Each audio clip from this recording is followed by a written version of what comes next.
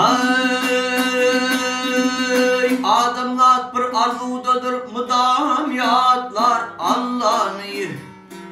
Helim dilu sahip olsam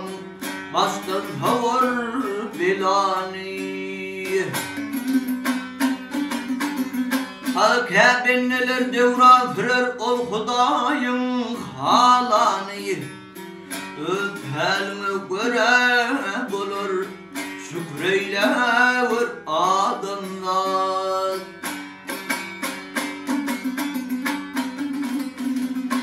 Ay nefesenler nefes hapar artyan yer hor olur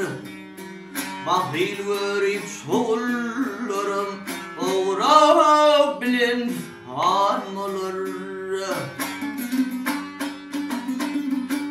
Amer dadamlım yüz gözüne Amer dadamlım yüz gözüne Eksilmeyen nur olur Garip denip akılmağın Fikreyle vur adamlar Dünya seni bir alanır Dünya seni yıkacaktır Kaydı varmaz adamlar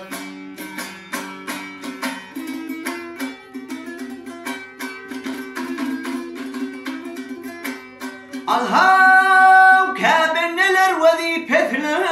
Özün kulun hayırlar Özün artıv hayırlar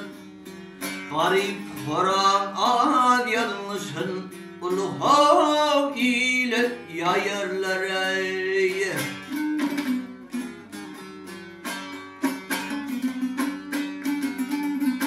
Ay her meslim öz vakti var Vaktiye soğutayırlar İbenem ıncık bağın Fikreyle vur adamlar Dünya seni bir alanır Ay dünya seni yıkacaktır Kaydı varmaz adamlar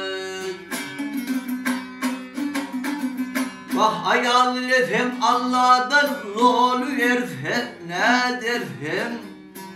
Oğul etsem refetli dile Dela versem ne dersem ey